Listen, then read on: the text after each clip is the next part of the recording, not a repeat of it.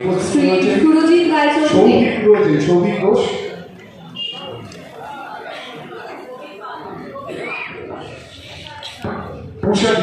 উষা দেবনাথ রয়েছেন। তাদের সকলকে আমাদের শ্রদ্ধা, তারা এখানে এসে উপস্থিত রয়েছেন এবং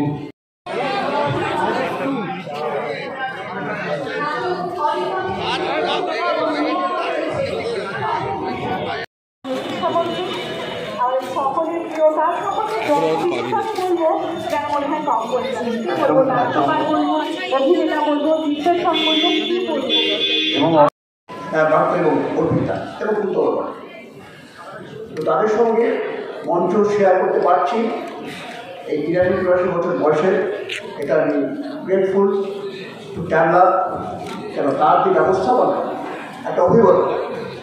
আমি অনেকদিন প্রায় 40 বছর এখানে আছি, এই অঞ্চলের কোথাও কখনো এইভাবে একান্ত নাটক প্রতিযোগিতা আনুষ্ঠানিকভাবে অনুষ্ঠিত হতে দেখিনি। এই প্রথম ক্যাবলা যাকে আমি থিয়েটারের লোক সুস্থতা তৈরি করুক, শিক্ষা থেকে আমার এই সরকারি ছোট্ট অংশ। দ্বিতীয় বর্ষে পদার্পণ দমদমের এই নাট্য প্রতিযোগিতা, যার পৃষ্ঠপোষক সুরজিৎ রায়চৌধুরী স্মারক উত্তরীয় পুষ্পস্তবকে সম্মানিত এবং শ্রদ্ধা জ্ঞাপন করছেন, সম্বর্ধিত করলেন। তিনি আমাদের খুব বন্ধু। তার এই দেবশঙ্কর হালদারের নেতৃত্বাধীন নাট্য একাডেমি, সেখানে আমি আর অর্পিতা এবং আমাদের অনেক বন্ধুরা খুবই নিবিষ্টভাবে আমরা কাজ করি এবং যে কাজের এক ধরনের নমুনা বলতে পারেন, যে ভাবনা থেকে এই কাজ করা, তার এক ধরনের নমুনা হচ্ছে এই মুক্তধারা। আমার পৌর প্রতিনিধি রীতা রায়চৌধুরী, তিনি আছেন এই ওয়ার্ডের পৌরমাতা। সুরজিৎ রায়চৌধুরী ছিলেন, সামনে চলে গেলেন। আছেন দেবাশিস বন্দ্যোপাধ্যায়, রাজেশ শর্মা, বরুণ নন্দী, তন্দ্রা সরকার, বিউটি হালদার, মুনমুন চট্টোপাধ্যায়, জয়ন্তী সাহা, পরপর পদবী সব ভুলিয়ে যায় আর কি, উষা দেবনাথ, গোপা পাণ্ডে, প্রবীর পাল আর সৌভিক রায়চৌধুরী ঘোষ, এরা আছেন।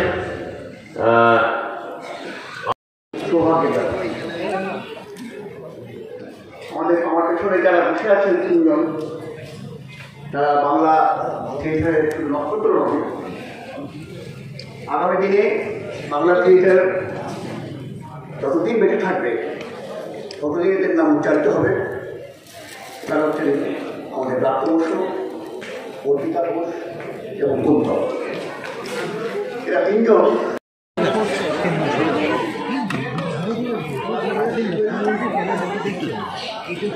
দেখুন, এখানে আমার মুখ্যমন্ত্রী যেটা বলেছেন, অর্থাৎ এটা একটা আন্তর্জাতিক প্রশ্ন। বাংলাদেশ কোনো আলাদা রাজ্য নয়, এটি একটি স্বতন্ত্র দেশ। ফলে এই দেশের ক্ষেত্রে যদি কোনো নিয়ম বা নীতি থাকে, সেটা কেন্দ্রীয় সরকার যে পলিসি নেবেন আমরা সেটাই ফলো করব। আমার মুখ্যমন্ত্রী যে কথা বলেছেন আমি তারই পুনরাবৃত্তি করব। এর বাইরে আমার একটি কথাও আমার নেই। শিল্পের জন্য মেধা প্রয়োজন, পরিশ্রম প্রয়োজন, কিন্তু অর্থের তো প্রয়োজন।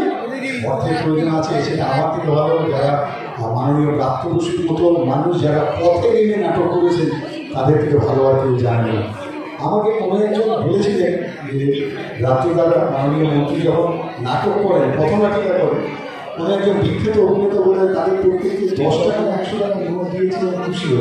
আর দেখি তাদের নাটক দেখে তখন সেই 10 টাকা 100 টাকা কি তুলনাহীন উৎসাহ প্রদান করতো একটা নাটকের মানুষের কাছে। আজকের দিনে যখন